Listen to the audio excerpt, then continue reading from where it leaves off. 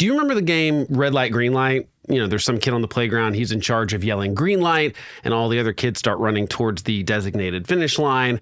That same kid then yells red light, and everyone has to stop moving, because if you move during the red light, you go back to the start. I never actually really liked this game because it's basically musical chairs without the Hunger Games-like fight over the remaining chair at the end. And yes, I'm aware that there was a more violent version of this on Squid Games, but I've never watched that because I'm too busy watching Seinfeld for the 30th time. So that's exactly how I feel like Trump is treating the global economy with his almost daily tariff policy changes. The rest of us, consumers and businesses and governments, are somewhat forced to play along with this game because unlike on the playground, it's actually impossible to just walk away from this game as it involves, you know, the global economy. It's almost like there's a reason the founding fathers did not want to give this kind of power to just one part of the government, especially one man at the top of the executive branch. So on today's video, let's talk about why Trump, after saying there was nothing anyone could do to stop these tariffs from going into effect, paused them. Was it the dire economic indicators? Or did we get some sort of desired concessions from these other countries allegedly taking advantage of us?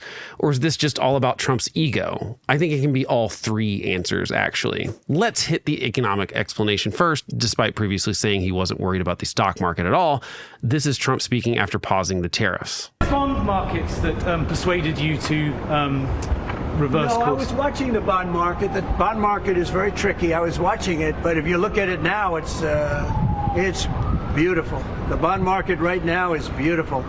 But yeah, I saw last night where people were getting a little queasy. I think it's worth pausing for just one moment to very briefly explain how bond markets work, though I would better suggest watching a video like this one for the longer than 20-second version. But bonds or T-bills or treasury notes, these are just different names for the same thing. These are traditionally a place where investors move their money to when the stock market drops, because these treasury bonds are seen as a safe bet. And that move generally pushes the bond prices up and the interest rates down. That's just what traditionally has happened in these kind of stock market dips, okay? But this week, both stocks and bonds dropped at the same time. And that is a huge red flag that indicates investors aren't just nervous about the U.S. stock market specifically, they're also losing confidence in the U.S. government's ability to manage its own economy. Obviously, enough people around Trump explained to him how bad this looked and convinced him to press pause on the largely inexplicable reciprocal tariffs for now. And I put reciprocal in scare quotes because that's what Trump calls them, but they weren't really calculated with other countries' tariff or trade barriers in mind. They were calculated based solely on our trade deficits with individual countries. So maybe that's a relief that Trump can be persuaded against his worst instincts as a recession or a depression becomes more likely. And according to sources inside the White House, Trump was specifically motivated to pause the tariffs based on JP Morgan CEO Jamie Dimon going on Fox News to express his fears of recession, which was apparently strategic on his part. If you can't get a meeting with the president to change his mind, the next best thing is going on Fox News, where you have a direct line to the president of the United States, essentially. It might actually even be better than having a meeting with Donald Trump because he can't argue back. It's a one-way communication device. Fox News is somehow simultaneously a propaganda machine for the administration and the only way to communicate to him sometimes. It's very strange. Maria Bartiromo is essentially a gatekeeper of what the president hears. She's like a second chief of staff. But that's a digression. Okay, so we're glad the president does indeed care about economic indicators to some degree. Is there a case that he got what he wanted from other countries? It's been almost impossible to nail down what the actual end game is of these tariffs because even within the Trump administration, we're getting different answers. Some are saying this is just a negotiation tactic, art of the deal and all, and others, including Trump himself at some times, has said that no, they're trying to right a wrong and they want to upend the entire global economic system because it's been very unfair to Americans. So if it's the former, and this is just a negotiation tactic, there's at least some evidence that countries are coming to the White House trying to make deals. This time I'm doing what I want to do with respect to the tariffs. I think we're going to do much better. Don't let some of these politicians go around saying, because I'm telling you, these countries are calling us up, kissing my ass. They are dying to make a deal. Please, sir, make a deal. I'll do anything, sir. And then I'll see some rebel Republican, some guy that wants to grandstand say, I think that Congress should take over negotiations. Let me tell you, you don't negotiate like I negotiate. Seems very presidential, right? So we're now being told to believe that this was the plan all along. It was just tough love to get people to the negotiating table. And I would buy that maybe. But just like the previous starts and stops to Canada and Mexican tariffs, there have been zero concessions that the White House can point to made by these other countries. I've seen nothing that we've gotten in return for the pausing of these tariffs. They're trying to claim the pausing of the tariffs was a reward for these other countries not retaliating with additional reciprocal tariffs on the U.S. That is why China's have stayed in place and are now up to, at the time of this recording at least, which will be out of date probably in an hour when I upload it, but they're at 145% right now, meaning that if you imported a $100 item from China, you are going to pay a $145 tax on that $100 item. But I want to make sure I've got this right. So according to Trump and the people around him, we have to upend the global economic trade system because all of these countries were, in Trump's word, stealing from us based on that trade deficit, right? But all it takes to pause the tariffs that were meant to remedy that unfairness was for those countries to continue stealing from us, but just not add any additional theft to the ledger with reciprocal tariffs.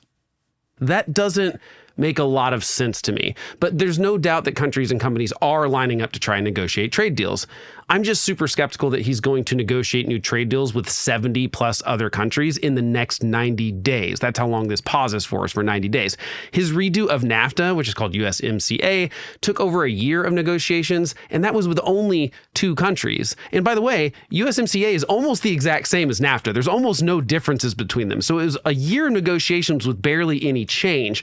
If this whole economic system is that unfair to us, you would think it would take a lot longer to negotiate with 70 plus countries, right? Which is probably why he's now hedging that there might be an extension of that 90-day pause. But extending that pause will not relieve the economic uncertainty in the US or around the world. People are still really worried. The stock market went up yesterday, it's down today, they're all over the place, but our global trading partners are correctly skeptical about any deal that they might come to with Trump, because after all, Trump negotiated and signed that USMCA agreement during his first term, and then immediately broke it when taking office for his second term.